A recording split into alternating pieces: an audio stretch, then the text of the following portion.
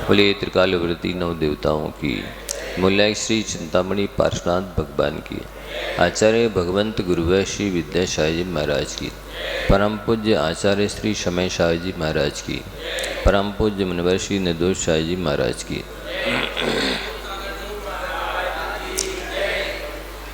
जैसा कि कल प्रसंग चला था कि मनुष्य के जीवन में संगति का बहुत महत्व होता है।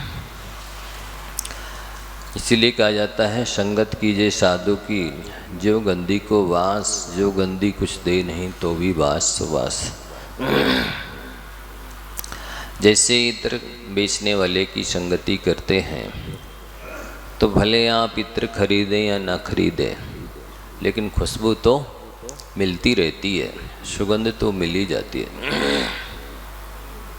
इसलिए कोशिश करनी चाहिए, आप तप त्याग करें या ना करें, व्रत नियम संयम ले या ना ले, देवशास्त्र गुरुओं के सानिध्य में रहते हैं तो साता वेदनी का ही बंद होता है, पुण्य तो बनता ही रहता है। और संतों की संगति से लाभ तो होता ही है कि व्यक्ति संत बने या ना बने, पर संतोषी अवश्य बन जाता है। और संतोषी बन गया तो इससे बड़ी उपलब्धि और क्या हो सकती है। संतोषी तो दुर्लभ है।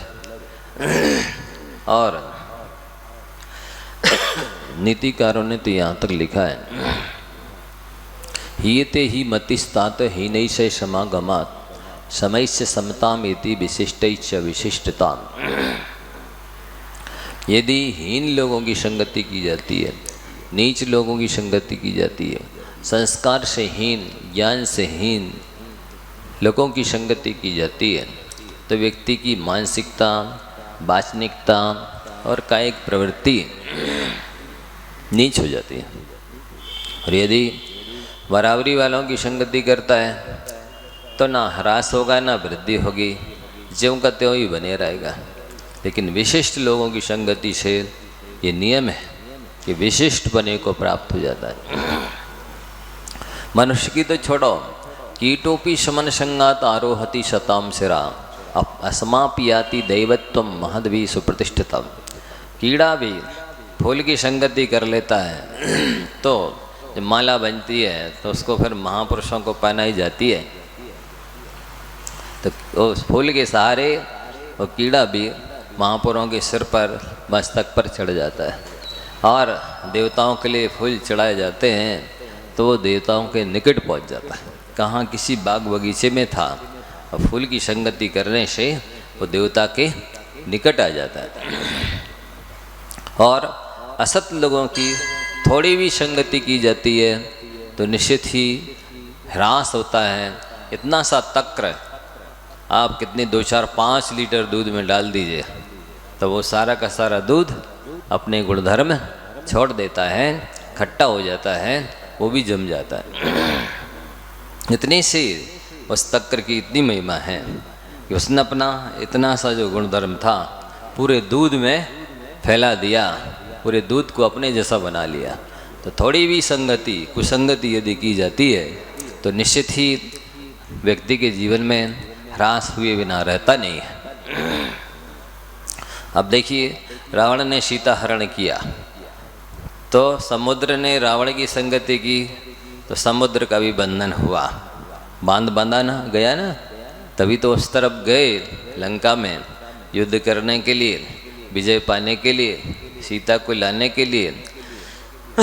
तो दुष्टों की संगति, दुर्जनों की संगति, अशुभ संस्कारहीन संगतिहीन लोगों की संगति बड़े बड़े लोगों को भी कलंकित कर देती है।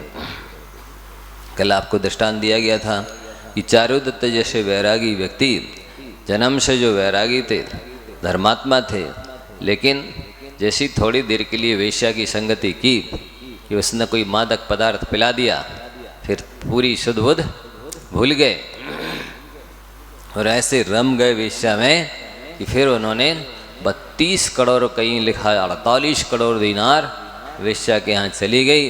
और बदले में क्या मिला, बस वेश्या की माँ ने कहा अब इसके पास कुछ नहीं बचा है, अब तो इसकी पत्नी के आभूषण भी आ चुके हैं, सो विष्टा के गड्ढे में धक्का दे करके पटक दिया। उसकी माँ बोली, अरे अपन को तो पैसे से मतलब रहता है, पैसा इसके पास ख़त्म हो चुका है, इसलिए इसको धक्का दो, अब किसी दूसरे को देखो। तो इतना धर्मात्मा व्यक्ति और थोड़ी सी देर के लिए वेश्या की संगति में किसी तरह ले जाया गया कि वो फिर वहीं रम गया। कितने वर्ष उसने बर्बाद किए, कितना धन उसने बर्बाद किया, इसकी सीमा नहीं। और आपको दूसरा दृष्टांत दिया गया था राजकुमार वज्रबाहु का कि देखो कैसा रागी जीव कि पत्नी को पहली बार ही नहीं भेज रहा है मायके, वो कह रहा हम नहीं भेजेंगे। और जब फोर्स किया गया, जबरदस्ती की गई कि नहीं, लोग क्या कहेंगे कि कैसा रागी है, एक बार तो कम से कम पत्नी अपने विहर जाती है तो तुम्हें भेजना चाहिए। तो इस शर्त पर भेजने तैयार हुआ कि हम भी साथ में जाएंगे। और 26 राजकुमार भी साथ में जा रहे थे। बियावान जंगल में जैसे ही सवारी पहुंची, मुनि महाराज ध्यान में बैठे थे। वज्रबाहु राजकुमार की दृष्टि मुनि महाराज पर टिक गई। और मानव जीवन को तो धन्य धन्य सफल कृत कृत ये कर रहे हैं। वस्तुतः इन मानव पर्याय प्राप्त की है तो वो आत्म कल्याण के लिए मिली है, और मैं कहाँ रागी जीव पत्नी के पीछे पीछे जा रहा हूँ। सोच में पड़ गए, विचार में पड़ गए, सोचने लगे कि हमें भी ऐसे ही करना चाहिए। और दृष्टि टिकी रही थोड़ी देर तो उदय सुंदर साली ने व्यंग कर दिया, क्या जीजा जी ऐसे देख रहे हो, क्या दीक्षा लोगे? यदि आप दीक्षा लोगे तो हम भी ले लेंगे, ऐसा व्यंग कर दिया। तो जैसे ही चलते चलते मुनि महाराज के पास पहुँचे तो हाथी से नीचे उतर आए। सारे मोर मुकुट जो पहने हुए थे उतार के फेंक दिए। उदय सुंदर साला कहता क्या कर रहा है जीजा जी, मैंने तो मजाक की थी। वो कहते हैं आपकी मजाक भी मेरे लिए कल्याणकारी है, आप बहुत उपकारी हैं। आप दीक्षा लें चाहे नहीं लें, मैं तो अब दीक्षा लेने जा रहा हूँ। कहाँ इतना रागी कि पत्नी के साथ पहली बार भी साथ ससुराल जा रहा है। थोड़ी सी देर के लिए संत की संगति मिली, इतना परिवर्तन भाव में आया कि वो सब छोड़ छाड़ करके दीक्षा लेने के लिए उद्यत हो गए। तो फिर साला कहता है मैंने भी वचन दिया था, मुझे भी दीक्षा ले लेनी चाहिए। और जब जीला साले ने दीक्षा ले ली तो मनोदया पत्नी कहती अब मैं किसके सहारे रहूँगी, अब पिता तो रहे नहीं, पति दीक्षा ले रहे, पुत्र है नहीं, तो मुझे भी अब दीक्षा ले लेनी चाहिए। वो भी दीक्षा ले लेती है, 26 राजकुमार भी दीक्षा ले लेते हैं, सारे के सारे दीक्षित हो जाते हैं, अपना आत्मा का कल्याण कर लेते हैं। तो बंधुओं, लोग समझते नहीं, कुसंगति का भी मनुष्य के जीवन पर प्रभाव जबरदस्त पड़ता है और सुसंगति का भी जबरदस्त प्रभाव पड़ता है। इसलिए कुसंगति को तो हर हालत में छोड़नी चाहिए और सुसंगति हर हालत में करनी ही चाहिए। एक घड़ी आदि में पुनियाद, यानी संगत साधु की हरे कोटि अपराध। एक घड़ी 24 मिनट की होती है, आदि 12 मिनट की होती है, उससे आदि 6 मिनट की होती है। इतना संभव हो सके सत्संगति के लिए समय निकालना चाहिए। जैसे आप लोग दिन भर मोबाइल यूज करते हैं, डिस्चार्ज हो जाता है, फिर किसकी संगति करा देते हैं? लाइट की संगति करा देते हैं, मोबाइल फिर से चार्ज हो जाता है, फिर वो 24 घंटे काम में आता है। इसी तरह से आपकी आत्मा है, दिन भर विषय कषाय में लगे रहते हैं, संसारे गोरख धंधों में लगे रहते हैं, आत्मा से जो पुण्य भी क्षीण हो जाता है, शुभ प्रशस्त वर्गणाएँ भी क्षीण हो जाती हैं। इसलिए सत्संगति में आना ही चाहिए। उससे अपनी आत्मा की उपादान सकृति जागृत होती है, अपने को शिक्षाएं मिलती हैं, प्रेरणा मिलती है, एक लक्ष्य दिखाई देता है कि हमको भी आगे चल करके ऐसा ही करना है। एक घटना है संगति के बारे में। एक परिवार में जैसे बच्चे ने जन्म लिया, पिता मर गए। पिता मर गए तो बेचारी माँ किसी तरह दूसरों का आटा पीस करके दूसरों की मजदूरी करके पैसा कमाती, बच्चे का लालन पालन करती, जैसे तैसे स्वयं गीले में सोती, बच्चे को सूखे में सुलाती, पालन करती। थोड़ा बड़ा हुआ, जिस किसी तरह से कर्ज लेकर के बच्चे को अच्छे नए कपड़े खरीदे, स्वयं फटे पुराने कपड़े पहनती थी, स्वयं रूखा सूखा बचा खुचा खाती थी, बच्चे को अच्छा खिलाती थी। पढ़ने लगा बच्चा, बड़ा हो गया, अब थोड़ा और बड़ा काम उसने करके मेहनत करके बच्चे को पढ़ाना है। बच्चे को बिना पढ़ा नहीं रखना है, योग्य बनाना है, लायक बनाना है। माँ और मेहनत करती, स्वयं रूखा सूखा खाती, स्वयं फटे पुराने कपड़े पहनती, स्वयं दूसरों की मजदूरी करती, लेकिन बच्चे को पढ़ा लिखा कर योग्य बनाना है। वाकई में यदि माँ मजदूरी भी करे तो भी अपने बेटे को राजा बेटा ही कहती है, लेकिन हुआ ऐसा कि बच्चे को जब बड़ा हो गया तो पढ़ने के लिए बाहर भेजा, बाहर पढ़ने लगा। माता ने तो जिस किसी तरह से 20 साल में उसको कुछ लायक बनाया था, लेकिन लड़कियों को नालायक बनाने में 20 मिनट भी नहीं लगते। 20 साल लगा देती है माँ लायक बनाने में, लेकिन वो 20 मिनट में नालायक बना देती है। अब वो बड़ा हो गया, बाहर पढ़ने लगा, लेकिन बच्चे को इस चीज़ का एहसास नहीं था कि मेरी माँ मुझे पढ़ाने के लिए दूसरों की नौकरी कर रही है, दूसरों का आटा पीस रही है, दूसरों की सेवा कर रही है, स्वयं बेचारी फटे पुराने कपड़े पहनती है, स्वयं बचा खुचा रूखा सूखा खाती है, मेरे लिए सब तरह की व्यवस्थाएं देती है, वस्त्र देती है, जूते चप्पल सब चीज़ की A to Z व्यवस्था अच्छी से अच्छी करके देती है। हुआ ऐसा कि वो लड़का किसी लड़की के चक्कर में आ गया और कुछ समय तो निकल गया। एक दिन लड़की बोली कि हमें विश्वास नहीं है कि आप मुझे चाहते हैं। ऐसा स्वभाव है स्त्री जाति का कि वो पुरुष का तो समर्पण चाहती है पर खुद समर्पित कभी नहीं होती है। तो उसने कहा हमें लगता नहीं कि आप मुझे चाहते हैं। उसने कहा ऐसा कैसे कहा आपने कि नहीं, यदि आप मुझे चाहते हो तो अपनी माँ का कलेजा ला करके दो। उस पर तो वासना का भूत सवार था लड़के पर। आया, माँ बेचारी सो रही थी तो उसने चाकू से माँ का कलेजा निकाला। माँ चीख उठी, बेटा तुमने अनर्थ कर दिया, मेरा शरीर, मेरे प्राण, मेरा जीवन तो तुम्हारे लिए था। तुम मुझसे कह देते मैं निकाल के दे देती, तुम्हें ये कम से कम पाप तो नहीं करना पड़ता, तुम्हें ये अधर्म तो नहीं करना पड़ता। लेकिन उसने कुछ भी नहीं सुना और जा रहा था, अंधेरा था, उपट्टा ठोकर लगी, गिर गया। तब भी माँ का चेहरा, माँ का जो दिल था वो रोया कि बेटा तुम्हें लग तो नहीं गया। उसने स्वयं की अपनी चिंता नहीं की, बेटे के दुख दर्द को पूछा उसने।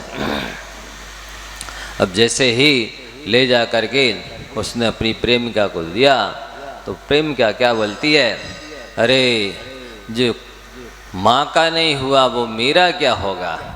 जो खून का रिश्ता जिसने नहीं निभाया, जिसने उपकार किया है उसके लिए जो तू अपना नहीं हुआ तो मैंने तो तेरा कोई उपकार नहीं किया, मेरा तो कोई खून का रिश्ता नहीं है।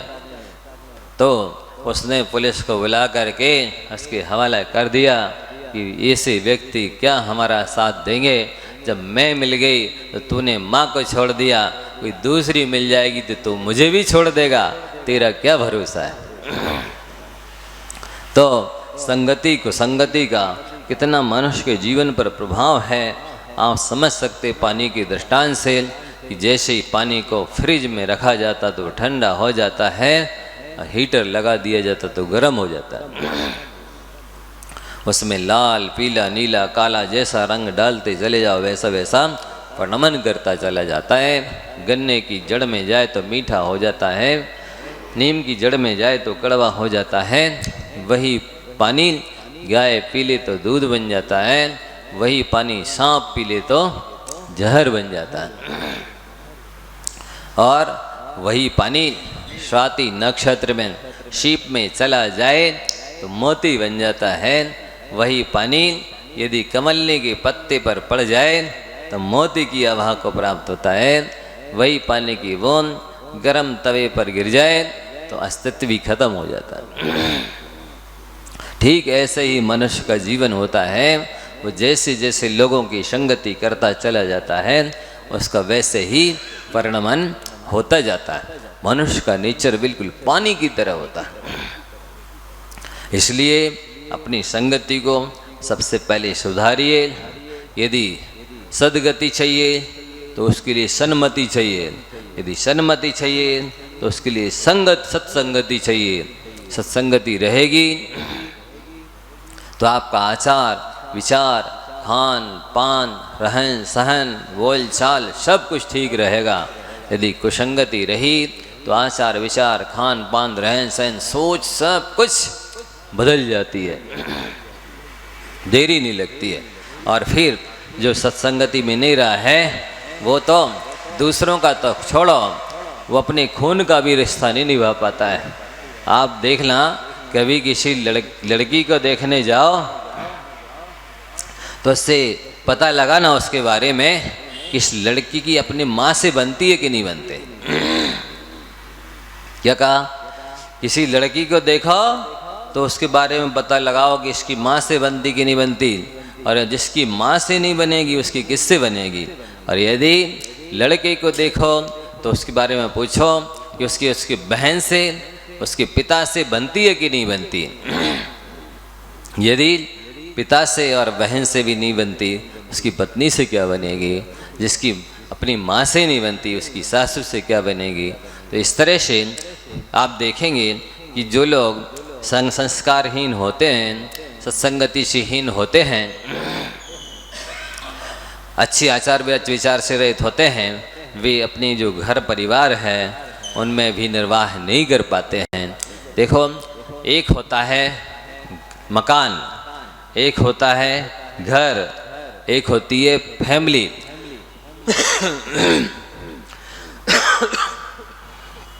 आप समझने की कोशिश करना, मकान किसे कहते हैं, घर किसे कहते हैं, फैमिली किसे कहते हैं। मकान ईंट चूना का होता है, उसमें प्रेम नहीं होता है। घर, उसमें केवल पत्नी और बच्चे होते हैं, खाली प्रेम की संकीर्णता होती है। और फैमिली जिसमें माता पिता भी होते हैं, पत्नी बच्चे भी होते हैं, और आपस में बड़ों की विनय, छोटों के प्रति प्यार जहाँ होता है, उसी फैमिली में कहते हैं FAML, हाँ बाई। तो F माने फादर, E माने एंड, M माने मदर। तो जहाँ पर मदर फादर हों और ILU बाई, तो मैं तुम्हें आपस में प्रेम करता हूँ।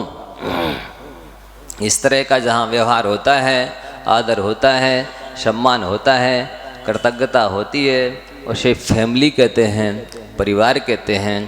प्राय करके अब मकान बचे हैं या घर बचे हैं, फैमिली तो बहुत कम रह गई है। उसको वास्तव में फैमिली नहीं कह सकते जहाँ माता पिता के प्रति बहुमान नहीं है, आदर नहीं है, कृतज्ञता का भाव नहीं है, एक दूसरे के प्रति मर्यादा नहीं है। अच्छा ये बताइए, आप लोग जब मार्केट में सब्जी या फल लेने जाते हैं, जैसे मान लो अंगूर खरीदते हैं, तो कौन से अंगूर खरीदते हैं, जिनका गुच्छा होता है या जो बिखरे होते हैं? बताइए, गुच्छे की अंगूर की कीमत कितनी होती है? मान लो 100 रुपये किलो है, तो जो फैले हुए अंगूर हैं उनकी कीमत 30 रुपये किलो होगी, है ना। तो आप इससे समझ सकते हैं कि गुच्छा में जो रहते अंगूर वो कीमती होते हैं, वो सुरक्षित रहते हैं। जो उससे गुच्छे से निकल जाते हैं उन अंगूरों की कीमत उतनी महत्व नहीं रहता। इसी प्रकार से परिवार में आप अपने माता पिता के, अब वो सच्चा बेटा और लड़के में क्या अंतर है? बेटा वो कहलाता है जो अपने माता पिता के पास रहता है, लड़का वो कहलाता है जो अपने माता पिता को अपने पास रखता है। अंतर समझ में आ रहा? बेटा वो है जो अपने माँ बाप के पास रहता है, साथ रहता है, और लड़का वो है जो कहता है माता पिता मेरे साथ रहते, मेरे पास रहते हैं। मतलब जब तक शादी नहीं हुई थी तब तक तो हम माता पिता के साथ रहते हैं, माता पिता के पास रहते हैं, और जैसी शादी हो जाती है तो कहने लगता है माता पिता मेरे पास रहते हैं, मेरे साथ रहते हैं।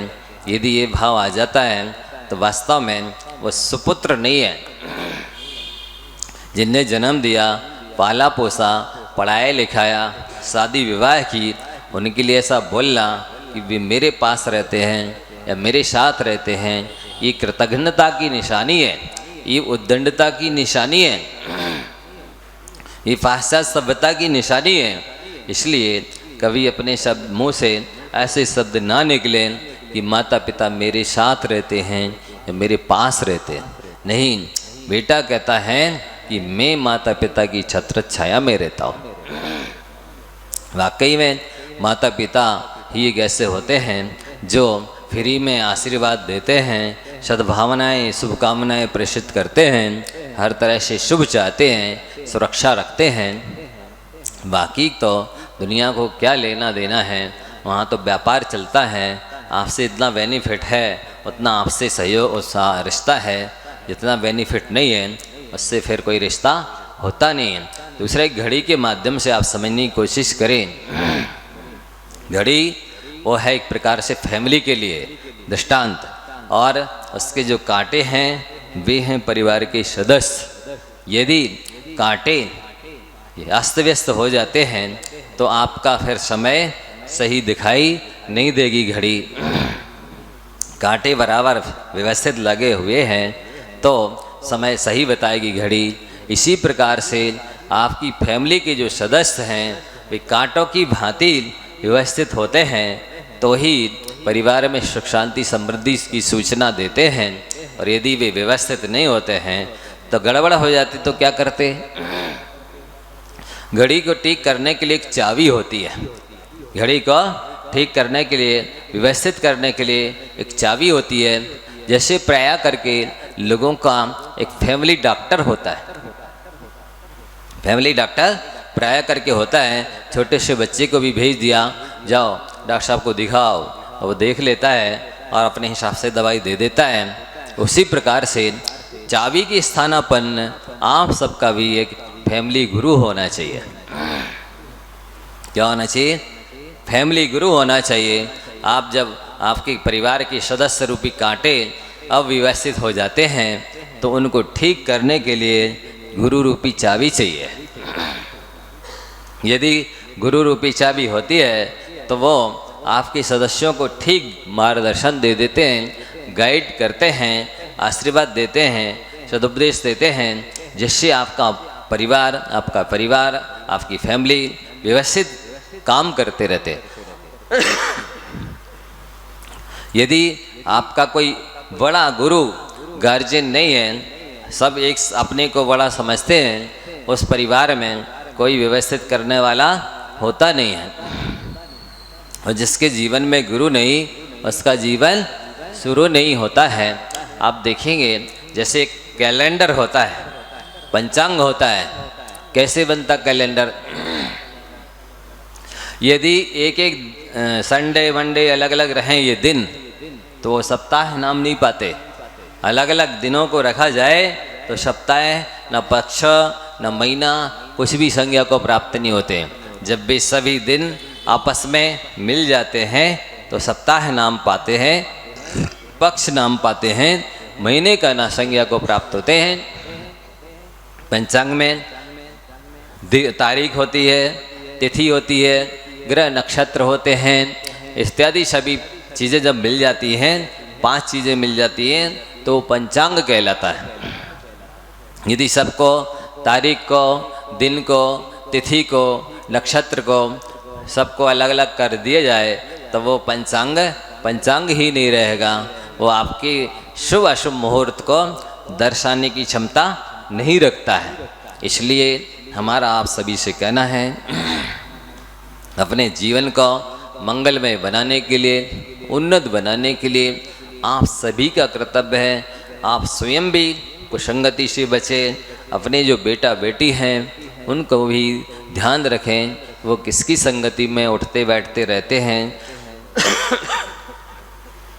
खाते पीते हैं। यदि उनकी संगति अच्छी नहीं है तो आपको कोशिश करनी है सबसे पहले संगति को ठीक करें। वस्तुतः जितना भी उत्थान और पतन होता है तो सुसंगति से उत्थान होता है और कुसंगति से पतन होता है। इसके पहले और कोई चारा नहीं है, मनुष्य को सुधारने के लिए कोई तरीका नहीं है, कोई आइडिया नहीं है। केवल उपदेश देने से या उपदेश सुनने से व्यक्ति का उद्धार नहीं होता है, जब तक कि उसको सत्संगति नहीं मिले। प्रैक्टिकली वो देखता है, उसका प्रभाव ज़्यादा पड़ता है। आप उपदेश सुन करके जाएंगे, जल्दी से आचरण में आ जाए, आपका जीवन परिवर्तित हो जाए, दिनचर्या जीवन शैली चेंज हो जाए, ये ज़रूरी नहीं है।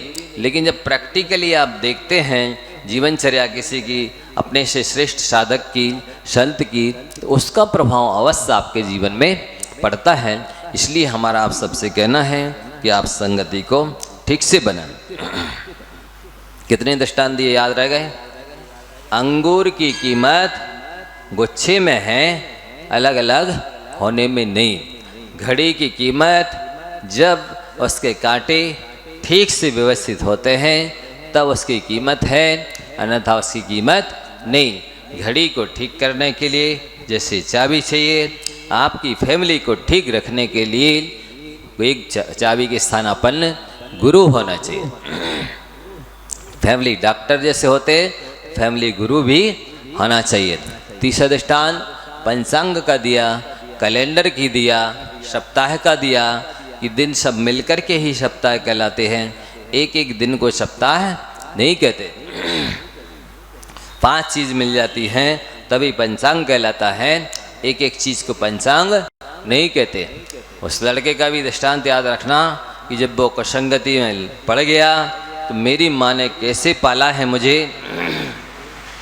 दूसरों की नौकरी कर करके कैसे मुझे कपड़े पहनाए नए नए, मेरी सारी व्यवस्था अच्छी बनाई, और वो 20 साल तक उसने नौकरी करी, पसीना बहाया और पढ़ा लिखा करके कुछ लायक बनाया, लेकिन किसी लड़की की संगति में आकर उसने 20 मिनट में नालायक बना दिया। तो ये सारे दृष्टांत आप याद रखें। बहुत सारे दृष्टांत दे देते हैं, आप लोग सुन लेते हैं, दोबारा ध्यान में बैठ करके आंख बंद करके थोड़ा सोचा करो कितने दृष्टांत दिए हैं। 20 दृष्टांत दे चुका बीत में, आज ही अकेले में। तो उन सभी को याद रख करके अब आपसे एक अगला प्रश्न किया जा रहा है, आप अपने आप को क्या दूसरों के कष्टों को अपना कष्ट समझते हैं? यदि दूसरे का कष्ट आपको अपने कष्ट जैसा लगता है तो आप धर्मात्मा हैं। यदि दूसरे का कष्ट आपको अपने कष्ट जैसा नहीं लगता तब आप समझ लेना अभी मेरे धर्मात्मा होने में काफ़ी देरी है, बहुत कुछ कमी है। अपने हृदय को इतना सॉफ्ट बनाएं, इतना मृदु बनाएं, इतना वाइट बनाएं कि दूसरे का कष्ट आपको अपने कष्ट जैसा लगने लगे। वस्तुतः महापुरुष अपने कष्ट की परवाह नहीं करते, दूसरों के कष्ट को दूर करते हैं। तत्काल में भले जीवन समाप्त हो जाए लेकिन अगले जन्म में उनको श्रेष्ठ स्थान मिलता है। जैसे कि सुअर ने शेर से युद्ध किया, मुनिराज गुफा में बैठे थे, आपस में एक दूसरे को मार करके मर गए, एक दूसरे की हत्या कर दी, एक दूसरे का जीवन समाप्त कर दिया। लेकिन सुअर ने मुनिराज की रक्षा के लिए अपने जीवन समाप्त किया था, इसलिए वो स्वर्ग में श्रेष्ठ स्थान पर पहुंच गया। वह शेर मुनि महाराज को मारना चाह रहा था, खाना चाह रहा था, और वो मार करके मरा तो नरक में गया। उसका भविष्य, अनंत भविष्य बर्बाद हो गया। इसलिए वाकई में अपने लिए तो सारी दुनिया जीती है, अपना पेट तो सारी दुनिया भरती है, अपने लिए तो दुनिया कमाती है। इसमें कोई महानता नहीं है, इसमें कोई विशिष्टता नहीं है, इसमें कोई पढ़े लिखे होने की पहचान नहीं है, इसमें कोई सत्संगति और संस्कार के कोई लक्षण परिलक्षित नहीं होते हैं। वस्तुतः उनका जीना सार्थक है जो दूसरों के लिए जीते हैं। उनका भोजन सार्थक है जो दूसरों को खिला के खाते हैं। उनका वाकई में ध्यान सार्थक है जो दूसरों का ध्यान रखते हैं। इसलिए अपने लिए तो अनादिकाल से लेकर के आप करते ही चले आए, अपना पेट भरते चले आए, अपने लिए मरते चले आए, अपने लिए बनाते खाते चले आए। लेकिन अब दूसरों के लिए कुछ करिए तो उससे आपकी आत्मा का जो उत्थान होगा, जो सद्गति होगी, जो अभ्युदय होगा, जो नाम होगा, जो धर्म की प्रभावना होगी, वो इतिहास में अमिट बनेगी, लोग याद करेंगे। इसलिए आप दूसरों को कष्ट को अपने कष्ट जैसा समझने लग जाएं तो आप धर्मात्मा संज्ञा को प्राप्त हो जाएंगे। दूसरा प्रश्न है कि आप दूसरे से ली गई वस्तु का पूरा ध्यान व सुरक्षा रखते हैं? बहुत कठिन काम है ये। व्यक्ति अपनी तो एक एक स्क्रू, एक एक उपकरण, एक एक इंस्ट्रूमेंट्स बहुत संभाल के रखता है, बहुत साफ स्वच्छ करके रखता है, व्यवस्थित रखता है। लेकिन जैसे ही किसी दूसरे की चीज़ हाथ में आती है तो उसको मिट्टी कूड़ा जैसा समझता है। जैसा उपयोग कर सकते हैं कर लें, चाहे वो गाड़ी हो किसी दूसरे की मिल जाए, फिर देखिए आप कैसे चलाते हैं। चाहे किसी के जूते चप्पल हों, चाहे कोई भी सामान किसी का लिया है, प्राय करके ऐसा भाव नहीं रहता ये मेरी ही है, व्यवस्थित रहे, सुरक्षित रहे, खराब ना हो जाए। यदि ये भाव नहीं आता है आपके मन में, दूसरे की चीज़ लेकर आप जैसे तैसे उपयोग करते हैं, समझ लीजिए कि आप अभी धर्मात्मा नहीं है। आपके अंदर दया, आपके अंदर करुणा, आपके अंदर सहृदयता, आपके अंदर विवेक, आपके अंदर परोपकार की भावना नहीं है। क्या कहा, याद हो गया? क्या आप दूसरे की वस्तु लेकर के उसको यथास्थिति में वापिस करते हैं? बोलो, कोई भी चीज दूसरे की हाथ में आ जाए फिर तो जैसे तैसे उपयोग करके दे देते हैं। महानता इस बात में है कि आप किसी की कोई भी चीज लें, चाहे वाहन लें, चाहे कपड़े लें, चाहे कोई भी सामग्री लें, उसको यथास्थिति में वापस करें। बल्कि और महानता तो ये है कि उससे अच्छी स्थिति में उसको वापस करें। वाहन लिया है तो आपने उपयोग कर लिया है, अब आप उसकी टंकी फुल करके वापस करें। ये आपका धर्मात्मापना है, ये महात्मापना है। कोई भी चीज़ ली है तो उससे अच्छी व्यवस्थित करके उसको वापस करें, ये आपकी महानता है। ना कि उसको मिटा करके, बिगाड़ करके, घिस करके, पुरानी करके, थर्ड क्लास बना करके उसको दे दी, इसमें आपकी महानता नहीं है। आप इस बात का ख्याल रखें, कभी या तो एक तो दूसरे की चीज़ लेना ना पड़े, और यदि लेते हैं तो अच्छी स्थिति में बना करके वापस करनी चाहिए। अंदर से भाव होना चाहिए, ये इनकी बिगड़ ना जाए, खराब ना हो जाए। फिर अगला आपसे प्रश्न है, ध्यान रखिए, यदि आपको ये सूत्र याद है, सत्यमेव जयते नानृतम, विजय सत्य की ही होती है, झूठ की विजय कभी नहीं होती है। झूठ सिंहासन पर बैठने के बाद ही भी झूठ ही रहता है, और सत्य फांसी पर लटकाए दिए जाने पर भी सत्य सत्य ही रहता है। तो क्या आप इस बात का ख्याल रखते हैं कि आप हंसी मजाक में भी झूठ बोलते हैं या नहीं बोलता? अपने से पूछिए जरा, आपको सत्य के प्रति कितनी गहरी आस्था है, कितनी गहरी निष्ठा है कि हम हंसी मजाक में भी झूठ नहीं बोलेंगे? ख्याल रखते हैं? बस झूठ से 3 नरक पहुंचा, स्वर्ग में नारद गया, 10 लक्षण में पूजन में गा देंगे, भगवान को सुना देंगे। वसु राजा ने एक असत्य बोला और उस असत्य के प्रभाव से उसका सिंहासन जो स्फटिक के नीचे, स्फटिक के पाए लगे थे सिंहासन के नीचे, वो धड़ाम से गिर गए। और दोबारा पूछा गया, देखिए राजन, अभी तक आप बता दीजिए सत्य क्या है, क्या अजैरेष्टव्यम, आज का अर्थ 3 वर्ष पुरानी धान होता है या बकरा होता है? उसने कहा नहीं, मैंने जो कह दिया वही सही है, बकरा ही होता है। तो जमीन फट गई, उसका सिंहासन जमीन में धंस गया, मर कर के सप्तम नरक गया। एक झूठ बोलने का परिणाम है ये सप्तम नरक की प्राप्ति, एक पाप का परिणाम है सप्तम नरक की प्राप्ति। आप विचार कर सकते हैं, लेकिन आपको ऐसा लग सकता है महाराज जी शास्त्रों में लिखा है एक झूठ बोलने से राजा वसु नरक चला गया, सप्तम नरक। हम लोग दिन भर झूठ बोलते हैं, हमारी तो कुर्सी हिलती तक नहीं है। क्यों है ना प्रश्न ये आपका है? लेकिन आपको ये ध्यान नहीं है कि राजा वसु ने ऐसा झूठ बोला था कि तब से लेकर आज तक करोड़ों अरबों खरबों बकरे कट गए, मर गए। इसलिए वो इतने भारी जो भविष्य में होने वाली हिंसा थी, वो सब का पाप का फल तत्काल उसे मिल गया। आप कोई ऐसा झूठ नहीं बोल रहे हैं कि जिससे कि आपके बोलने से लाखों करोड़ों अरबों खरबों बकरे कट जाएं, ऐसा कोई पाप प्रारंभ हो जाए, ऐसा कोई अनिति का मार्ग चालू हो जाए, इसलिए तत्काल फल नहीं मिल रहा, आपकी कुर्सी नहीं हिल रही। इसका मतलब है कि झूठ बोलने से कुछ भी नहीं हो रहा, ऐसा मत समझिए। पाप कर्म का बंध तो हो ही रहा है, उसका फल तो आपको भोगना ही होगा। यदि आप सत्यनिष्ठ हैं, सत्यवादी हैं, सत्यप्रिय हैं, तो आपको इस बात का ख्याल रखना चाहिए कि हंसी मजाक में भी झूठ ना बोले। झूठ बोलने का मौका आए आप मौन हो जाएं।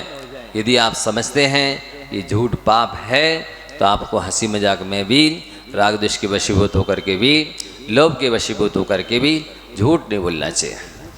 अगला प्रश्न है आपसे, क्या आप मूर्खों की चापलूसी से प्रसन्न होते हैं?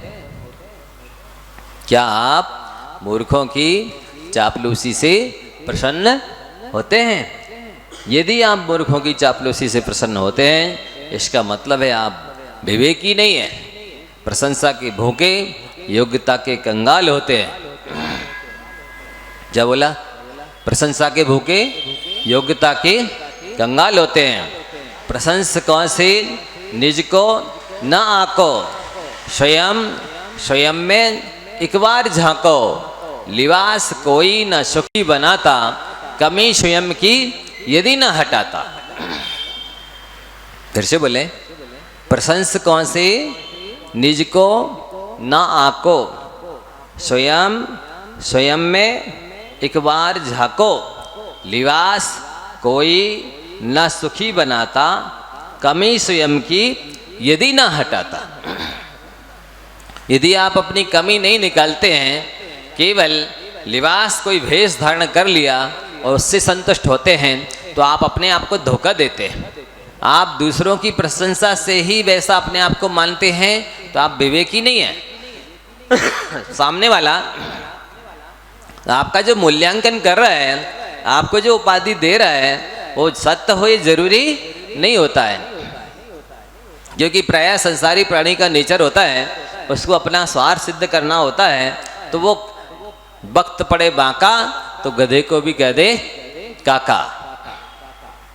क्या उसका वक्त बांका है, उसको आपसे एक स्वार्थ सिद्ध करना है, उसको अपना उल्लू सीधा करना है, इसलिए वो झूठी भी आपकी प्रशंसा कर सकता है। और स्वार्थ सिद्ध होते ही काज परे कछु और है, काज सरे कछु और, तुलसी भांवर के परत नदी श्रावत मोर। ये संसार की विचित्रता है। जिस मौली को, जिस मुकुट को शादी के वक्त सिर पर धारण करता है, और जैसे ही शादी हो जाती है, उसके बाद में नदी शरावत मोर, उस मोर मुकुट को नदी में फेंक दिया जाता है। ठीक इसी प्रकार से प्राय लोगों का नेचर है यूज एंड थ्रू, उपयोग करो और फेंको। ये नेचर, ये स्वभाव उन्होंने पुद्गल की वस्तुओं के साथ तो रख ही लिया है कि कोई कागज़ का कोई कप है या गिलास है, कांच का कोई भी चीज़ है, उपयोग की और फेंक दी।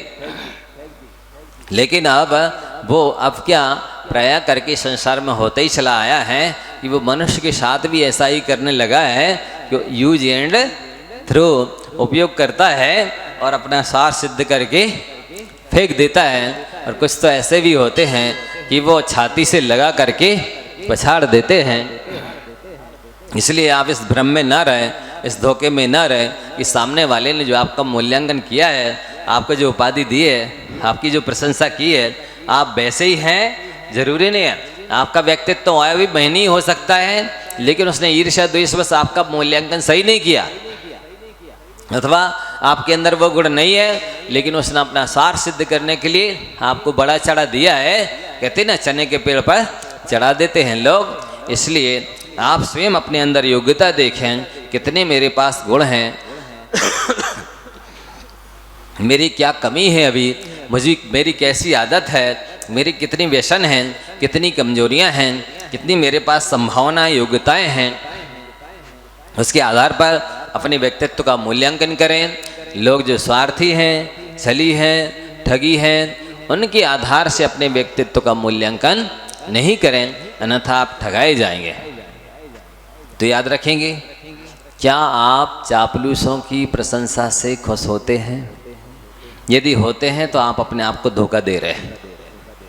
आप चापलूसों की प्रशंसा से भी खुश ना हो और उनकी निंदा करने से कूले भी ना। प्रशंसा में फूले ना, निंदा में झूले ना, कूले ना। स्वयं अपने व्यक्तित्व का स्वयं मूल्यांकन करें। आज आप इतना ही रखते हैं। आप सच्चे अपने व्यक्तित्व का स्वयं परिचय लें इसी भावना के साथ।